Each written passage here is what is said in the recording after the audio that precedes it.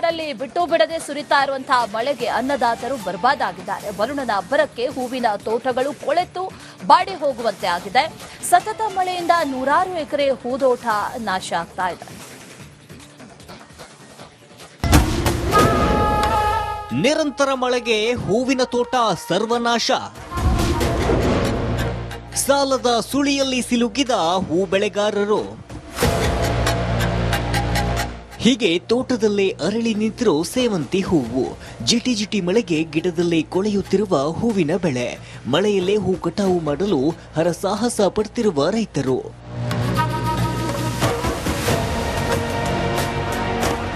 ಈ ದೃಶ್ಯ ಕಂಡು ಬಂದಿದ್ದು ಬರದನಾಡು ಚಿತ್ರದುರ್ಗ ಜಿಲ್ಲೆಯ ಹುಣಸೇಕಟ್ಟೆ ಗ್ರಾಮದಲ್ಲಿ. ಚಿತ್ರದುರ್ಗದ ಗ್ರಾಮಾಂತರ ಭಾಗದಲ್ಲಿ ಅತಿ ಹೆಚ್ಚು ಹೂವುಗಳನ್ನ ಬೆಳೆಯುತ್ತಾರೆ.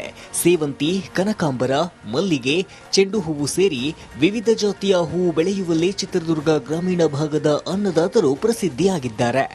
ಇಲ್ಲಿನ ಪುಷ್ಪರಾಶಿ ನೆರೆಯ ಮಹಾರಾಷ್ಟ್ರ, ಕೇರಳ, ತಮಿಳುನಾಡು ಸೇರಿದಂತೆ ವಿವಿಧ ರಾಜ್ಯಗಳಲ್ಲೂ ಬೇಡಿಕೆ ಇದೆ. ಆದರೆ ಹೂ ಬೆಳೆಗಾರರನ್ನ ತುಂತುರು ಮಳೆ ಸಂಕಷ್ಟಕ್ಕೆ ಸಿಲುಕುವಂತೆ ಮಾಡಿದೆ. ಕೂಲಿ ನೋಡಿದ್ರೆ ಗಗನಕ್ಕೆ ಹೋಯ್ತು. ಕೂಲಿ ರೇಟ್ 300 ರಿಂದ 500 ರೂಪಾಯಿ ಕೂಲಿ.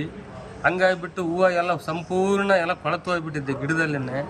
ಗಿಡದಲ್ಲಿ ಕೊಳತು ಹೋಗಿ ಅಧಿಕಾರಿಗಳಿಗೆ ಹೇಳಿದ್ರೆ ಅವರು ನಮಗೆ ತೋಟಗಾರಿಕೆ ತಹಸೀಲ್ದಾರಿಗೆ ಬರ್ತದ್ದು, ತಹಸೀಲ್ದಾರ್ ತೋಟಗಾರಿಕೆಗೆ ಬರ್ತಾರಂತ ಒಬ್ಬರ ಮೇಲೆ ಒಬ್ಬರು ಸಭಾ ಬೆಳ್ಕೊಂಡು ರೈತರ ಹೊಲದಗಳಿಗೆ ವಿಸಿಟ್ ಕೊಡದಂಗೆ ಇದುವರೆಗೂ ಸಹ ಹೂವಿಗೆ ಒಂದು 10 ರೂಪಾಯಿ ಪರಿಹಾರ ಸಮೇತ ಕೊಟ್ಟಿಲ್ಲ.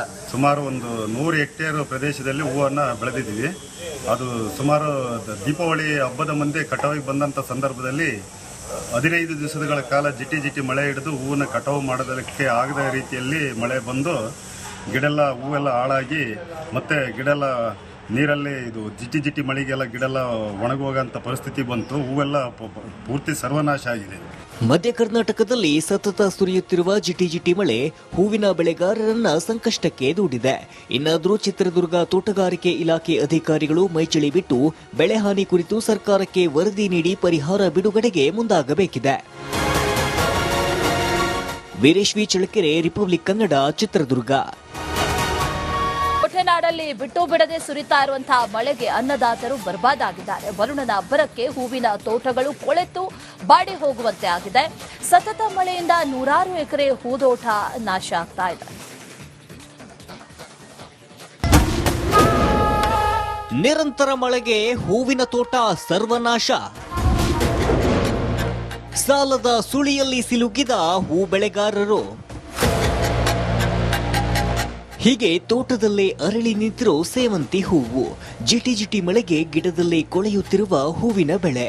ಮಳೆಯಲ್ಲೇ ಹೂ ಕಟಾವು ಮಾಡಲು ಹರಸಾಹಸ ಪಡ್ತಿರುವ ರೈತರು.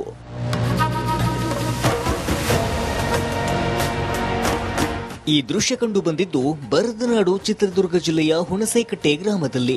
ಚಿತ್ರದುರ್ಗದ ಗ್ರಾಮಾಂತರ ಭಾಗದಲ್ಲಿ ಅತಿ ಹೆಚ್ಚು ಹೂವುಗಳನ್ನ ಬೆಳೆಯುತ್ತಾರೆ.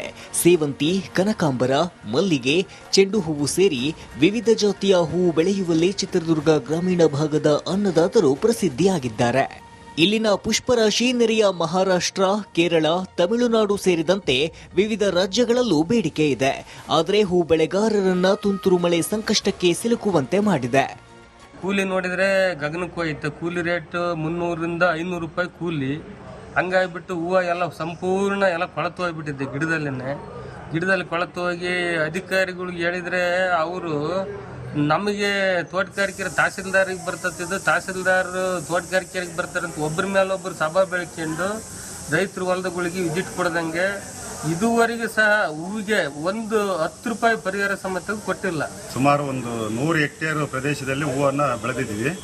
ಅದು ಸುಮಾರು ದೀಪಾವಳಿ ಹಬ್ಬದ ಮುಂದೆ ಕಟಾವಿಗೆ ಬಂದಂಥ ಸಂದರ್ಭದಲ್ಲಿ 15 ದಿವಸಗಳ ಕಾಲ ಜಿಟಿ ಮಳೆ ಹಿಡಿದು ಹೂವನ್ನು ಕಟಾವು ಮಾಡೋದಕ್ಕೆ ಆಗದ ರೀತಿಯಲ್ಲಿ ಮಳೆ ಬಂದು ಗಿಡೆಲ್ಲ ಹೂವೆಲ್ಲ ಹಾಳಾಗಿ ಮತ್ತೆ ಗಿಡೆಲ್ಲ ನೀರಲ್ಲಿ ಇದು ಜಿಟಿ ಮಳೆಗೆಲ್ಲ ಗಿಡೆಲ್ಲ ಒಣಗೋಗಂತ ಪರಿಸ್ಥಿತಿ ಬಂತು. ಹೂವೆಲ್ಲ ಪೂರ್ತಿ ಸರ್ವನಾಶ ಆಗಿದೆ. ಮಧ್ಯ ಕರ್ನಾಟಕದಲ್ಲಿ ಸತತ ಸುರಿಯುತ್ತಿರುವ ಜಿಟಿ ಮಳೆ ಹೂವಿನ ಬೆಳೆಗಾರರನ್ನ ಸಂಕಷ್ಟಕ್ಕೆ ದೂಡಿದೆ. ಇನ್ನಾದರೂ ಚಿತ್ರದುರ್ಗ ತೋಟಗಾರಿಕೆ ಇಲಾಖೆ ಅಧಿಕಾರಿಗಳು ಮೈಚಳಿ ಬಿಟ್ಟು ಬೆಳೆ ಹಾನಿ ಕುರಿತು ಸರ್ಕಾರಕ್ಕೆ ವರದಿ ನೀಡಿ ಪರಿಹಾರ ಬಿಡುಗಡೆಗೆ ಮುಂದಾಗಬೇಕಿದೆ. Veeresh V Challakere, Republic Kannada, Chitradurga. ಹೊಟ್ಟೆನಾಡಲ್ಲಿ ತಮಿಳುನಾಡಲ್ಲಿ ಬಿಟ್ಟು ಬಿಡದೆ ಸುರಿತಾ ಇರುವಂತಹ ಮಳೆಗೆ ಅನ್ನದಾತರು ಬರ್ಬಾದಾಗಿದ್ದಾರೆ. ವರುಣನ ಅಬ್ಬರಕ್ಕೆ ಹೂವಿನ ತೋಟಗಳು ಕೊಳೆತು ಬಾಡಿ ಹೋಗುವಂತೆ ಆಗಿದೆ. ಸತತ ಮಳೆಯಿಂದ ನೂರಾರು ಎಕರೆ ಹೂದೋಟ ನಾಶ ಆಗ್ತಾ ಇದೆ. ನಿರಂತರ ಮಳೆಗೆ ಹೂವಿನ ತೋಟ ಸರ್ವನಾಶ. ಸಾಲದ ಸುಳಿಯಲ್ಲಿ ಸಿಲುಕಿದ ಹೂ ಬೆಳೆಗಾರರು. ಹೀಗೆ ತೋಟದಲ್ಲೇ ಅರಳಿ ನಿಂತಿರೋ ಸೇವಂತಿ ಹೂವು. ಜಿಟಿ ಮಳೆಗೆ ಗಿಡದಲ್ಲೇ ಕೊಳೆಯುತ್ತಿರುವ ಹೂವಿನ ಬೆಳೆ. ಮಳೆಯಲ್ಲೇ ಹೂ ಕಟಾವು ಮಾಡಲು ಹರಸಾಹಸ ಪಡ್ತಿರುವ ರೈತರು.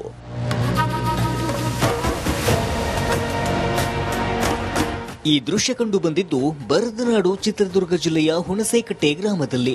ಚಿತ್ರದುರ್ಗದ ಗ್ರಾಮಾಂತರ ಭಾಗದಲ್ಲಿ ಅತಿ ಹೆಚ್ಚು ಹೂವುಗಳನ್ನ ಬೆಳೆಯುತ್ತಾರೆ. ಸೇವಂತಿ, ಕನಕಾಂಬರ, ಮಲ್ಲಿಗೆ, ಚೆಂಡು ಹೂವು ಸೇರಿ ವಿವಿಧ ಜಾತಿಯ ಹೂವು ಬೆಳೆಯುವಲ್ಲಿ ಚಿತ್ರದುರ್ಗ ಗ್ರಾಮೀಣ ಭಾಗದ ಅನ್ನದಾತರು ಪ್ರಸಿದ್ಧಿಯಾಗಿದ್ದಾರೆ. ಇಲ್ಲಿನ ಪುಷ್ಪರಾಶಿ ನೆರೆಯ ಮಹಾರಾಷ್ಟ್ರ, ಕೇರಳ, ತಮಿಳುನಾಡು ಸೇರಿದಂತೆ ವಿವಿಧ ರಾಜ್ಯಗಳಲ್ಲೂ ಬೇಡಿಕೆ ಇದೆ. ಆದರೆ ಹೂ ಬೆಳೆಗಾರರನ್ನ ತುಂತುರು ಮಳೆ ಸಂಕಷ್ಟಕ್ಕೆ ಸಿಲುಕುವಂತೆ ಮಾಡಿದೆ. ಕೂಲಿ ನೋಡಿದ್ರೆ ಗಗನಕ್ಕೆ ಹೋಯ್ತು. ಕೂಲಿ ರೇಟ್ 300ರಿಂದ 500 ರೂಪಾಯಿ ಕೂಲಿ. ಹಂಗಾಗಿಬಿಟ್ಟು ಹೂವು ಎಲ್ಲ ಸಂಪೂರ್ಣ ಎಲ್ಲ ಕೊಳತು ಹೋಗ್ಬಿಟ್ಟಿದೆ.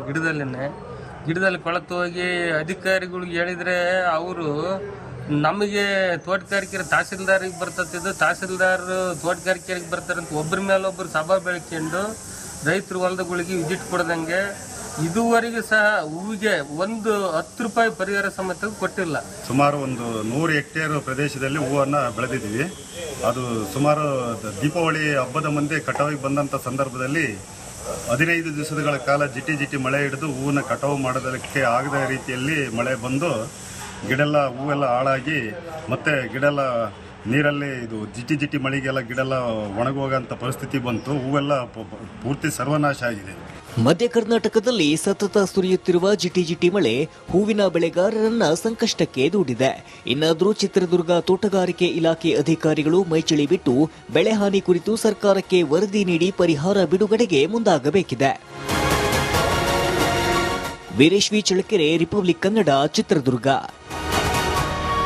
ನಾಡಲ್ಲಿ ಬಿಟ್ಟು ಬಿಡದೆ ಸುರಿತಾ ಇರುವಂತಹ ಮಳೆಗೆ ಅನ್ನದಾತರು ಬರ್ಬಾದಾಗಿದ್ದಾರೆ. ವರುಣನ ಅಬ್ಬರಕ್ಕೆ ಹೂವಿನ ತೋಟಗಳು ಕೊಳೆತು ಬಾಡಿ ಹೋಗುವಂತೆ ಆಗಿದೆ.